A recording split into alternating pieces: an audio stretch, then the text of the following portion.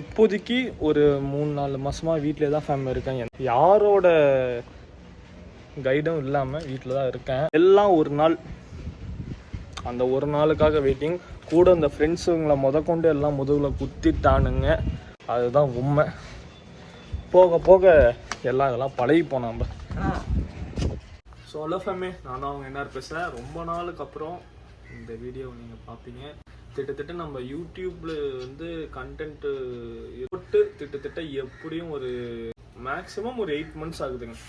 என்னடா பண்ண இந்த 8 மாதத்தில் நிறையா பிரச்சனைகள், நிறையா ப்ராப்ளம் வந்துருச்சுங்க.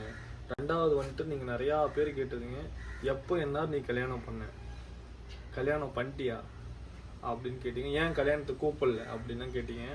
ஸோ அதுக்கு எல்லாத்துக்கும் இந்த வீடியோவில் வந்து ஒரு ஆன்சர் இருக்குது. நான் அந்த வீடியோ முழுசாக பாருங்கள். ஸோ இதுக்கப்புறம் ஒரு கம்பேக் கொடுக்கணும். ஆனால் இது பயங்கரமான ஒரு கம்பேக்காக கொடுக்கணும்.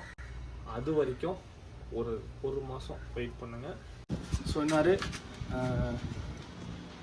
வண்டி எங்க ஃபஸ்ட்டு, ரெண்டாவது கார் எங்க, அப்புறம் வந்துட்டு கேமராவை ஏன் சேல் பண்ணேன், ஃபோன்லாம் ஏன் சேல் பண்ணேன், இருக்கிற பொருள்லாம் சேலாகவே இந்த 8 மாதம் போயிடுச்சு. இதுக்கப்புறமும் நம்ம வந்து விழுந்தே இருக்கணுங்கிறது நிறையா பேர்த்துக்கு வந்து தெரியும் போல். இவன் விழுந்துட்டான், இதுக்கப்புறம் விழுந்துகிட்டே இருக்கணும்னு நினச்சிட்டாங்க போல். அது மட்டும் நடக்காது. இந்த மாதத்தில் திரும்பியும் ஒரு கம்பேக் கொடுக்கணும். அதே மாதிரிங்க, இந்த 8 மாதம் போனது வந்துட்டு எனக்கு என்னோடய வாழ்க்கையிலே நான் கஷ்டப்பட்ட நாளுன்னு அப்படின்னு பார்த்தீங்களா கிடையவே கிடையாது. 8 மாதத்துக்கு முன்னாடி கடைசி 8 மாதம் நீ என்னடா கஷ்டப்பட்ட அப்படின்னு கேட்டிங்களா, மாதமுமே கஷ்டமாக தாங்க இருந்துச்சு. அவமானம், தோல்விகள், முதுகில் குத்தினது, முதுகில் குத்தினது எடுக்கிறதுக்கு சில நாள் ஆயிடுச்சு. நிறைய ஏமாற்றங்கள், நான் நிறைய இடத்துல ஏமாந்துட்டேன், என்ன நிறைய பேர் ஏமாந்துட்டாங்க, நானும் நிறைய பேர்த்த ஏமாற்றிட்டேன். அந்த மாதிரிலாம் வந்துட்டு கொஞ்சம் ப்ராப்ளம் ஆயிடுச்சுங்க. ஸோ இதுக்கப்புறம் நம்மளோட வீடியோலாம் தரமாக வரும். ஸோ கொஞ்சம் என்னோடய அஃபிஷியலான கொஞ்சம் ஒர்க்லாம் இருந்தது இந்த ஒரு 8 மாதத்தில். அதையும் நான் பண்ணி முடிச்சிட்டேன். இந்த குறிப்பிட்ட டைமில் அதையும் நான் பண்ணி முடிச்சிட்டேன். ஃபஸ்ட்டு வண்டி என்ன ஆச்சுன்னு சொல்லிடுறேன். வண்டி வந்துட்டு சேல் பண்ணியாச்சுங்க. சேல் பண்ணிட்டியா அப்படின்னு கேட்டால், நான் வந்து ஒரு இடத்துல அமௌண்ட் வாங்கிட்டு வண்டியை வந்து அவங்களுக்கு கொடுத்துருக்கேன். வண்டி என்ன ப்ரைஸோ, சேல் பண்ண என்ன ப்ரைஸோ அந்த ப்ரைஸ் தான் ப்ளஸ் 2 lakh ப்ளஸ் பண்ணி கொடுத்துருக்கேங்க. ஸோ அதை நான் திருப்பி வாங்கணும்னு நினச்சா அவங்க எங்கள் ரிலேஷன் தான் வாங்கிடலாம். ஸோ அந்த ஒரு பிரச்சனை இருக்குது. ரெண்டாவது வந்துட்டு கார் என்னாச்சு, கார் வந்துட்டு கடைசியாக பார்த்துருப்பீங்க. நம்ம காரில் வந்துட்டு லாக் போட்டு கிட்டத்தட்ட ஒரு 1.5 வருஷம் இருக்கும். கார் எடுத்தோங்க. கார் எடுத்த இடத்துல வந்து நம்ம அவங்கள நம்பணும், அவங்க நம்மளை நம்பி நல்லா செஞ்சுட்டாங்க. அதுதான் நடந்துச்சு. ட்ரஸ்ட்டாக இருந்தது. அது நான் சொல்ல விரும்பலை, பேர்லாம் சொல்ல விரும்பலை.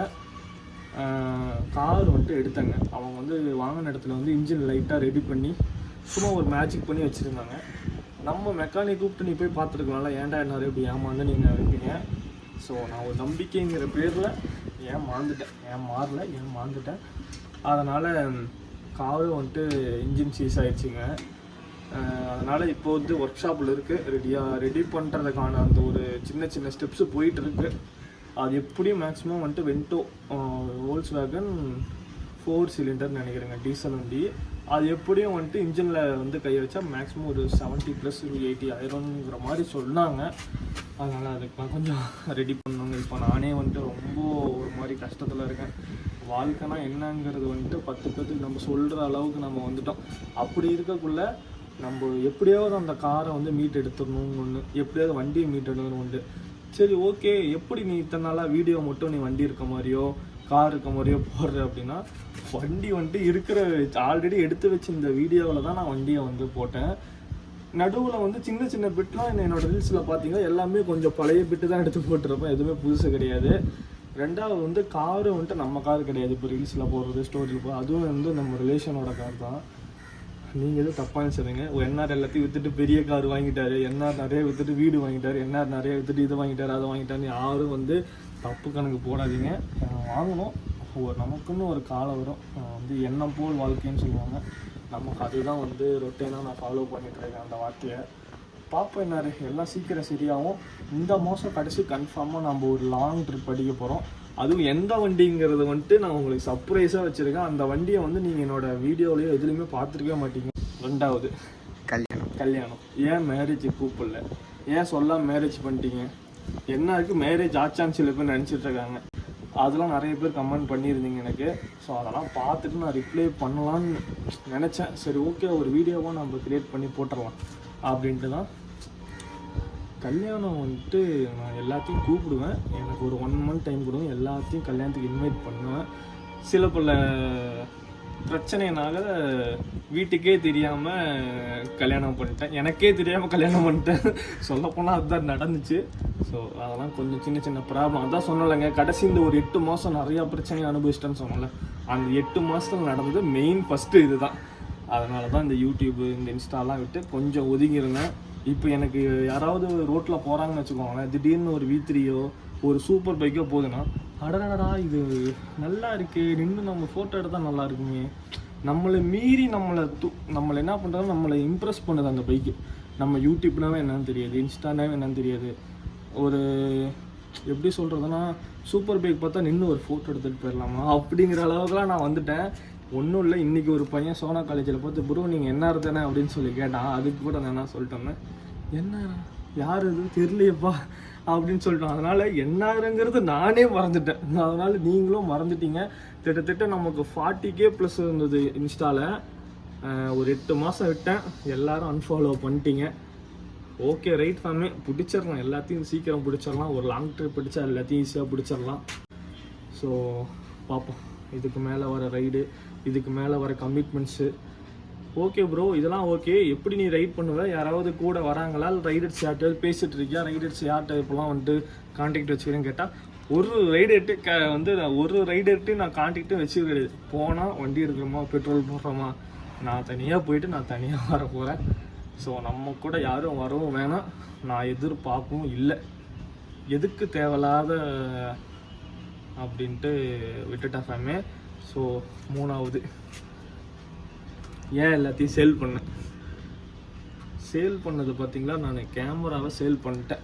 அது கரெக்டு தான், உங்களுக்கே தெரியும். அதை நான் எவ்வளோ ஆசையாக வாங்கினாங்கிறது நல்லாவே உங்களுக்கு தெரியும். அது நான் என்றைக்குமே நான் அதை கொடுக்கவே கூடாதுன்னு நினச்சேன், ஆனால் கொடுத்துட்டேன் ஃபேமே. என்ன பண்ணுறது, சூழ்நிலைகள் சொல்லுவாங்களே பெரியவங்க, சூழ்நிலைகள் தவறும் போதெல்லாம் அந்த இடத்தில் விழுந்து எந்திரிக்கணும்னு மட்டும்தான் அந்த அருமை தெரியும்னு. ஆனால் விழுந்துட்டேன், சீக்கிரம் எந்திரிச்சிருவேன்.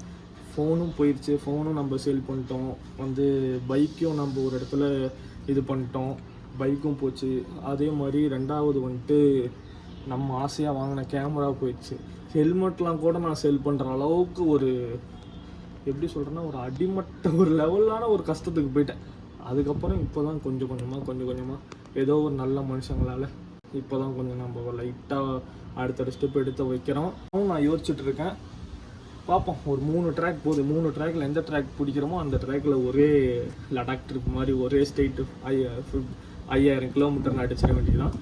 ஸோ 2வது இன்னொன்று என்ன சொல்ல விரும்புகிறேன்னா, என்றைக்குமே வந்துட்டு நம்ம ஒரு இடத்துல விழுந்து வரணும் அப்படின்னா, அந்த விழுந்த இடத்த நம்ம பார்க்கணும். முதல்ல சுற்றி இருக்கவங்க பார்க்குறதோட விழுந்த இடத்த தான் முதல்ல பார்க்கணும். அதெல்லாம் இருந்து பழகிக்கணும் ஃபேமிலி. நம்ம ஒரு கஷ்டம்னா எப்படி நம்ம ஹேண்டில் பண்ணுறது, ஒரு பிரச்சனைனா எப்படி நம்ம ஹேண்டில் பண்ணுறது, அதுக்கு சொல்யூஷன் என்ன ஏதுங்கிறது தெரிஞ்சுக்கிறது கரெக்டு, அது நல்லது தான். ஸோ கஷ்டம் வரும், அந்த கஷ்டத்தை வாழ பழகிக்கோங்க. போக போக எல்லாம் சரியாக ஃபேமிலி. ஸோ இதோட இந்த வீடியோவை எண்ட் பண்ணிக்கிற ஃபேமிலி. யாராவது நம்ம வீடியோவை பார்த்தா மறக்காமல் லைக் பண்ணுங்கள், ஷேர் பண்ணுங்கள், கமெண்ட் பண்ணுங்கள். பைக் ஓட்டும் போது பார்த்து சேஃபாக ஹெல்மெட் போட்டு சேஃபாக போங்க. இதெல்லாம் சொல்லி பல நாள் ஆயிடுச்சு, என் வாயே கிராக் ஆகுது. ஓகே ஃபேமிலி, பார்த்து சேஃபாக இருங்க. Love you so much.